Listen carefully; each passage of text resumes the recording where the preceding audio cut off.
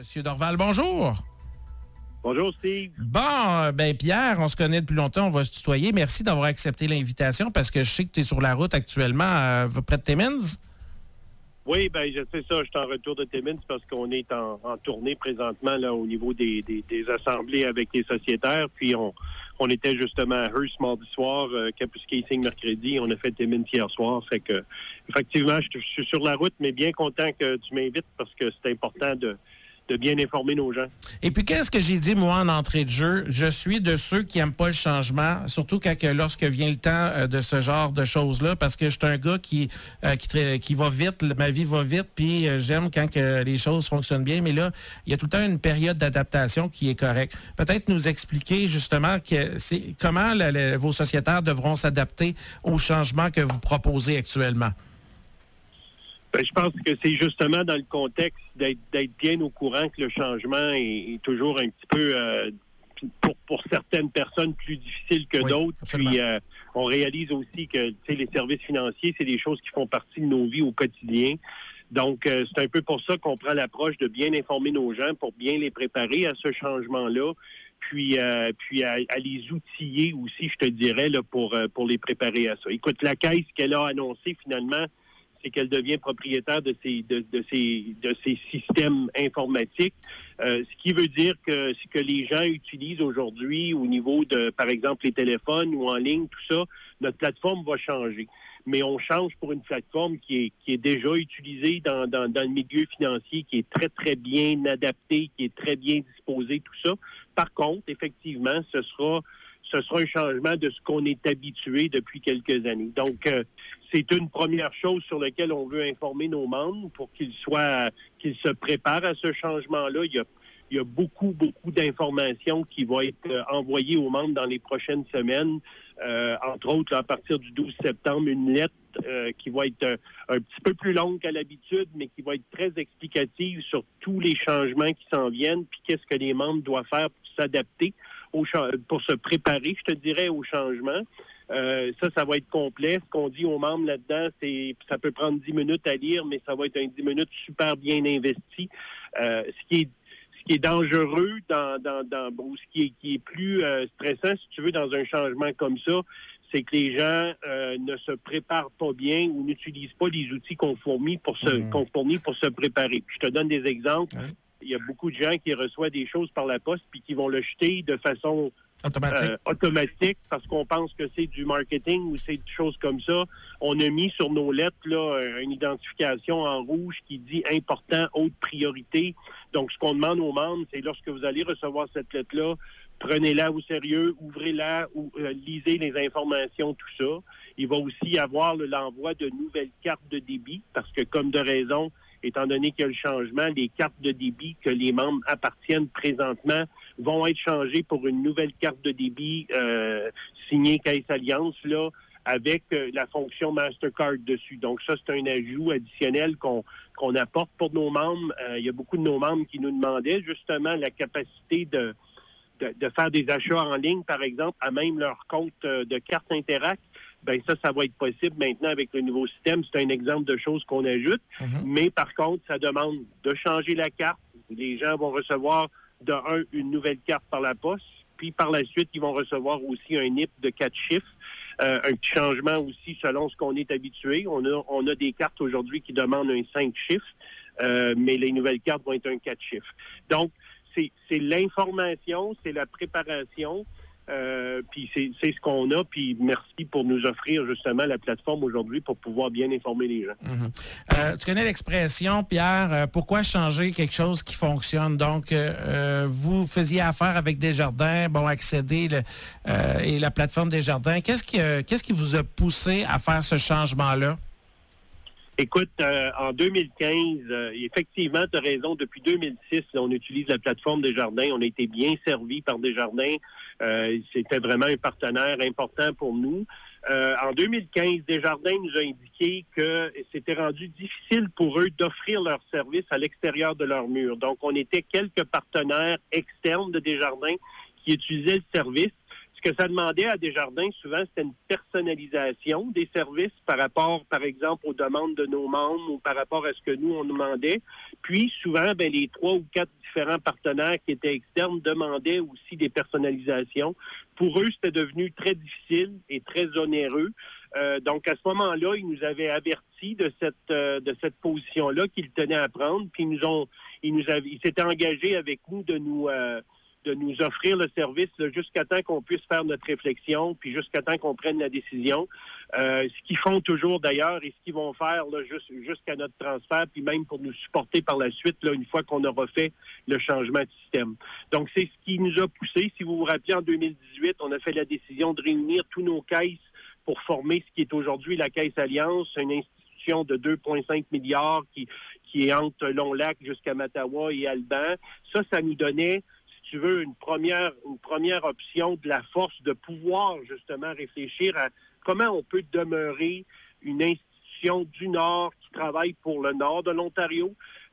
Écoute, aller vers notre système informatique, c'était une autre étape importante pour sécuriser cette autonomie-là, à être encore très là pour nos membres, surtout pour nos jeunes membres, conserver les emplois existants dans la région, tous des bonnes raisons là, pour faire ce changement-là aujourd'hui. Est-ce que vous avez peut-être des économies à faire en ayant votre propre plateforme ou ça va être la même chose ou ça va vous apporter plus de dépenses, plus de personnel puisque ça va être à vous autres de gérer le tout? En termes de personnel, ça va être probablement plus de gens aussi parce que à l'intérieur des frais qu'on avait au niveau du système qu'on utilisait, il y avait aussi du service qui était offert, si tu veux, du service humain qui était offert à partir de la plateforme qu'on utilisait. Ces gens-là, maintenant, vont aussi faire partie de certains de nos fournisseurs, mais en même temps, il y a plusieurs emplois qui vont être créés, ce qui est une bonne nouvelle, puis qui va contribuer, si tu veux, à l'évolution de notre institution. Pour ce qui est des coûts, écoute, l'informatique a toujours fait partie des dépenses les plus importantes de notre institution. Le transfert qu'on se fait là aujourd'hui n'aura pas un impact beaucoup plus important au niveau des coûts. On s'est procuré des systèmes qui, en termes de dépenses, vont équivaloir à ce qu'on avait aujourd'hui. Puis on sait que l'investissement en informatique est en constante évolution. Donc, que ce soit d'un fournisseur ou d'un autre, c'est une réalité auquel on doit faire face. Mais on a fait une étude et on a fait un plan qui représente là, des coûts qui sont très semblables à ce qu'on connaissait aujourd'hui. OK. Quel a été le plus grand défi dans cette transition-là? Parce qu'on ne fait pas ça du jour au lendemain. Puis le personnel, j'imagine, vous avez dû passer énormément de temps avec eux autres pour expliquer la nouvelle plateforme avant de commencer, là? Ben écoute, puis je vais t'avouer que c'est une des choses desquelles je suis le plus fier comme président et chef de la direction de notre équipe. Parce que aujourd'hui, au moment où on se parle, c'est plus de 20 000 heures de formation qui ont été investies par notre personnel depuis janvier pour se préparer au changement. Puis ça, Steve, c'est 20 000 heures qui ont été faites malgré le quotidien, malgré les tâches quotidiennes pour desservir nos membres, puis tout ça. Fait que, écoute, je suis extrêmement fier du travail que notre équipe a fait pour se préparer à ça. On est à 20 000 heures aujourd'hui. Il nous reste 6 semaines avant la fin de semaine de conversion. Puis je peux te dire qu'il y a encore plusieurs heures de formation et de préparation qui vont être faites. Une des grandes choses importantes qui pour nous était un avantage, c'est que nos employés travaillent présentement sur le nouveau système déjà, dans le sens qu'ils sont capables d'aller pratiquer, par exemple, des transactions qu'ils font au quotidien, aller les pratiquer dans le nouveau système en mode formation, si tu veux, justement pour être prêt à desservir les membres au lendemain de la conversion. OK. Est-ce qu'il y a eu des réticences, peut-être pas des réticences, mais des critiques positives ou constructives plutôt de la part de vos employés qui a fait que, OK, c'est vrai, on va s'adapter au fur et à mesure que ça allait? Écoute, un grand défi qu'on s'est lancé, c'est qu'on s'est formé notre propre équipe de projet à l'intérieur de l'équipe. Donc, on a présentement plus de 40 employés qui travaillent à temps plein au projet, ce qui fait qu'on est en train de construire le projet vraiment à notre image. La contribution des employés, l'idée des employés, la construction, les concepts que les employés apportent à ça fait que notre système est en train de se développer vraiment à l'image de notre équipe puis à l'image des besoins de nos membres. Fait que ça, c'est vraiment un avantage important qu'on a fait. Puis en plus, on est en train de se créer à l'intérieur de notre équipe des experts justement pour supporter, là, pour aider, puis former nos équipes par la suite. Parce que, justement, des professionnels en informatique, il n'en pleut pas, sont difficiles à avoir avec la pénurie de main-d'œuvre. Également, ça l'aide pas. De votre côté, est-ce que ça a été quand même facile de trouver des employés qui avaient cette expertise-là? Et est-ce que c'est une crainte de votre côté de, peut-être en manquer à un moment donné ou avoir de la misère à en recruter? On a fait, Steve, puis tu as raison là-dessus, parce que c'est vraiment une réalité importante. Puis en plus, tu sais, de les faire venir dans le Nord, tout ça, c'est aussi un défi additionnel. Ce qu'on a fait pour ça, c'est qu'on s'est vraiment mis en place des partenariats avec des entreprises canadiennes qui font ça présentement puis qui vont nous offrir ce support-là. Donc, on va travailler avec des partenaires fournisseurs qui, un peu comme dans l'exemple de ce que Desjardins nous apportait aussi comme aide, c'est qu'ils travaillent, eux, pour plusieurs credit unions. Puis, ce qu'on fait, c'est qu'on va utiliser leurs services. Donc, ce qui va nous enlever le fardeau, si tu veux, de se créer d'énormes équipes au niveau informatique. Là. C'est qu'on va utiliser des services externes qui sont très connaissants dans la matière pour nous aider dans ça. J'ai déjà eu, parce que là, la grosse partie de la plateforme n'est pas installée, mais là, au guichet automatique, entre autres, c'est installé, ça l'a changé, je l'ai vu. Déjà, j'ai une personne âgée, pour vous, madame, elle est venue me rencontrer à la radio, puis elle venait payer un paiement, puis elle dit, au guichet, à cette heure, on peut plus sortir plus que 60$. Elle dit, là, elle a été obligée de faire 3 retraits de $60, parce que je pense que le guichet, la première page qui rouvre, on nous offre de sortir $60. Fait que là, j'ai dit à madame, non, c'est sûr que c'est pas comme ça que ça existe. Il devait avoir une autre méthode, mais c'est des choses qui vont arriver constamment, là. Écoute, ça, ce que les gens utilisent présentement, c'est une mesure temporaire qu'on doit faire. OK. Vous devez comprendre qu'on a des guichets à la grandeur de notre territoire. C'est impossible de convertir nos guichets dans la même fin de semaine de conversion parce que lors de la fin de semaine de conversion, puis on en parlera, Steve, si on peut, là, avant la fin, mais les guichets doivent être graduellement convertis pour être prêts que lors de la fin de semaine de la conversion, qu'on puisse adapter les nouvelles fonctionnalités au niveau du guichet. Donc, effectivement, présentement, nos guichets, pour une période temporaire jusqu'au 23 octobre, auront des fonctionnalités limitées. Ça veut dire retrait seulement. Ça va être un petit peu plus difficile d'aller chercher leur solde. Mais par contre, il reste un guichet sans frais, là, comme on l'avait habituellement. Puis, mais c'est juste que c'est une période temporaire jusqu'à la conversion. D'accord. Suite à la conversion, les guichets vont revenir avec les options, une nouvelle présentation à l'écran, ça c'est vrai, mais ils vont revenir avec les fonctionnalités, par exemple, du retrait et du dépôt comme il l'était. Je t'avoue qu'on a retiré une des fonctionnalités qui ne sera pas là, c'est la capacité de payer la facture au guichet. Puis je t'explique, on avait 4 % de nos factures actuellement qui étaient payées au guichet automatique, seulement 4 % de nos factures. On a plutôt opté pour une nouvelle fonctionnalité au niveau du système, donc les factures vont être possibles d'être payées en ligne ou au comptoir. Puis en plus, avec la nouvelle fonctionnalité, c'est que le paiement va se faire d'une façon plus instantanée ou plus rapide au compte de vos fournisseurs. Okay. Donc, à cause de cette option-là, tu comprends que le guichet, quand tu payes ta facture, ça prend 24 heures avant que ce soit traité, ces choses-là. On est allé pour cette option-là. Je te dirais que si on aurait eu, par exemple, plus de 15 % de nos factures qui auraient été payées au guichet habituellement, on n'aurait probablement pas opté pour ça, mais avec 4 % on jugeait que c'était un très bon compromis pour nos membres. Oui, absolument. OK. Donc là, accéder, ça va être terminé. Ça va s'appeler Alia. OK. Là, moi, je veux savoir, la journée que ça va changer, moi, qu'est-ce que je vais avoir à faire? Est-ce que ça se fait tout automatique? Est-ce qu'il va falloir que je rentre toutes mes factures là, que je paye automatique ou ça va tout se faire? Merci, bonsoir, puis je vais juste à continuer à payer mes affaires comme d'habitude?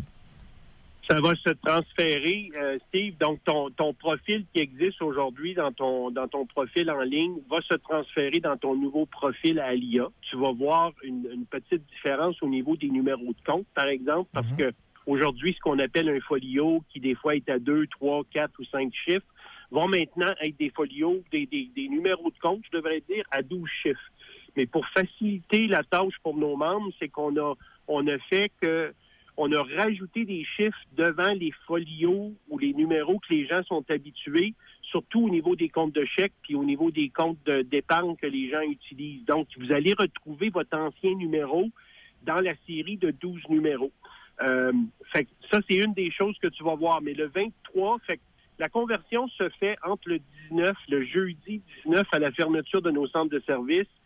On va avoir une interruption de service parce qu'il faut comprendre qu'il faut prendre toute l'information d'un système puis le convertir à l'autre système ou le transférer dans l'autre système.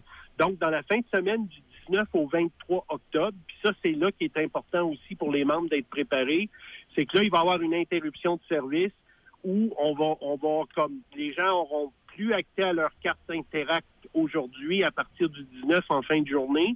Le 20, nos centres de services vont être fermés pour permettre cette transition-là pendant la fin de semaine. Puis après ça, ça va revenir en force le 23 avec ta nouvelle carte Alia que tu vas avoir reçue par la poste. Donc, en octobre, les membres vont recevoir leur nouvelle carte. Puis dans un autre envoi, ils vont recevoir le NIP à 4 chiffres. Lorsque tu recevras ta carte, elle ne sera pas active avant le 23 octobre, comme de raison. Puis ta carte Interact actuelle va arrêter de fonctionner à partir du 19 à la fin de la journée. Donc, pendant cette fin de semaine-là, les membres vont devoir utiliser soit leur carte de crédit, parce qu'elle va continuer à être active, elle n'est pas affectée par ce changement-là, ou prévoir de sortir, si tu veux, de l'argent comptant là, pour les dépenses de cette fin de semaine-là, parce qu'ils n'auront pas, si tu veux, accès à faire des transactions dans leur compte. D'accord. Le lundi 23 octobre au matin, tu pourras te présenter à un guichet automatique ou dans un magasin pour faire une transaction. Lors de ta première transaction avec ta carte, tu vas devoir mettre le NIP que tu as reçu par la poste. Puis suite à ça, ta carte va être activée automatiquement. Tu vas être capable de continuer tes transactions. Pour ceux qui sont habitués, par exemple, d'utiliser le paiement sans contact, là, le TAP, il va falloir utiliser votre carte une première fois avec le NIP. Puis tout de suite après, le TAP va être activé. Excellent. Donc, mais les comptes, mes payables, ils vont être là. Mettons que je fais un transfert d'argent également. Si j'ai des transferts automatiques ou des paiements automatiques, il n'y aura pas de problème, ça non plus? Ça va se faire. Si tu as des paiements automatiques, par exemple, au niveau de ton compte en caisse, qui sont là présentement dans ton, par exemple, que tu as été, ça va se faire ça va se transférer dans le nouveau système. Au niveau de ton nouveau site en ligne Alia, tous tes transferts vont être transférés. La seule va être transférée d'un système à l'autre dans ton profil. La seule chose qui ne transférera pas, ce sont ta liste, peut-être, de contacts à qui tu as fait des transferts Interact. Okay. Parce que ça, c'est de l'information personnelle de tes contacts.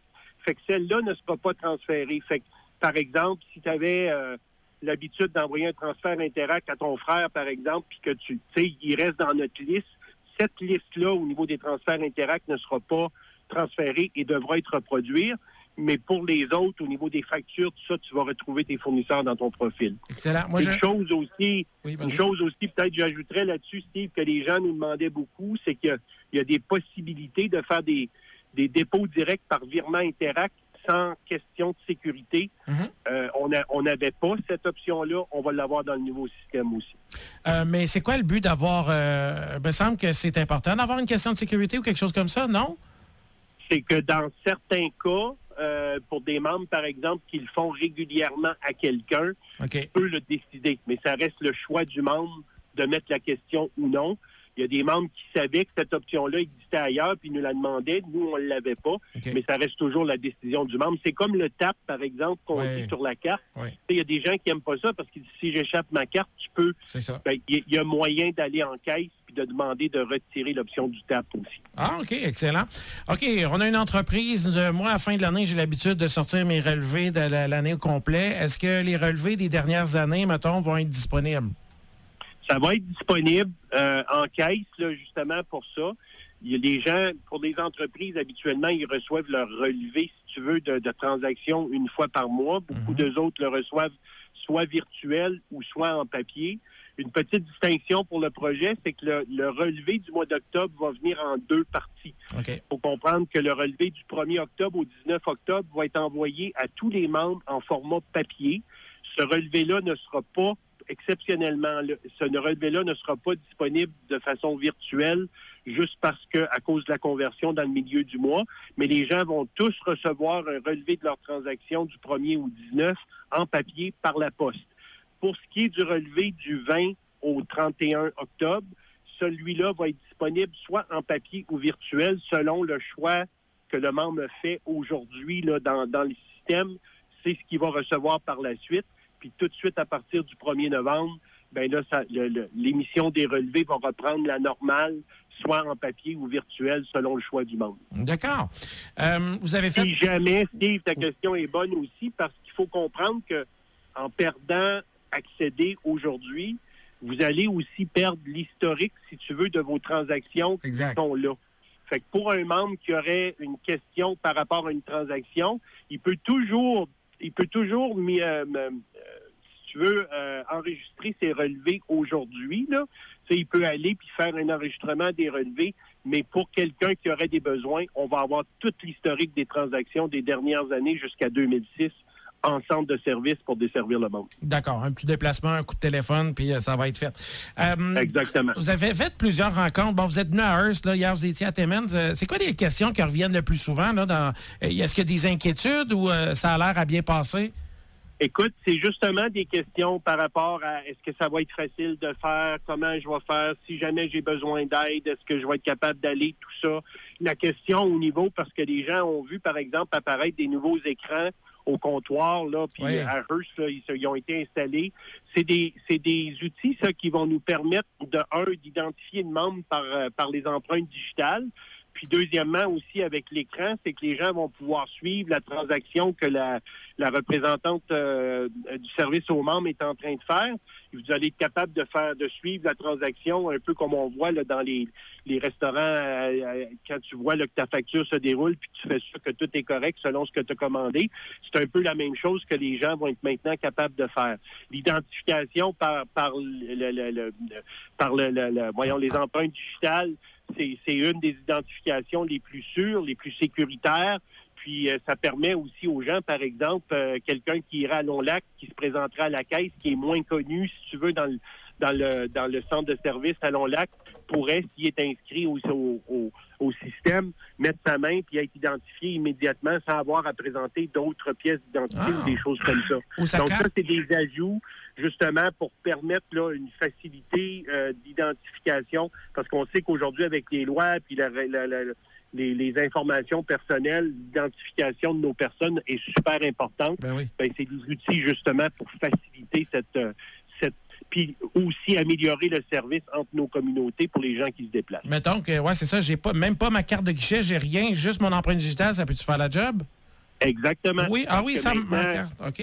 Oui, maintenant, là, vous allez voir disparaître, si vous voulez, les fameux machins là, où on pouvait mettre les cartes au comptoir. Maintenant là, les nouveaux outils qui vont être là. La personne va pouvoir quand même choisir de s'identifier avec ses cartes d'identité. Ça, c'est pas un problème. Mais cette option-là, ça va être une option beaucoup plus rapide et pour le membre et pour nos employés au niveau de l'identification. C'est bien intéressant. Merci, Pierre. C'est tellement bien expliqué que... puis j'espère que ça va bien aller. J'espère qu'on a aidé puis on a rassuré certaines personnes. Donc, merci beaucoup, Pierre. C'est tout le temps qu'on a, malheureusement. Ben, je te remercie, Steve. Puis comme tu le disais, c'est un changement important. Je disais aux employés cette semaine, changer pour 350 employés, c'est un défi. Mais en même temps, le changement pour 50 000 membres, c'en est un grand aussi. Puis on veut rassurer nos membres qu'on va être là pour eux, pour les aider avant à se préparer et après pour faciliter la transition. Bon, on se reparle une autre fois, mon cher.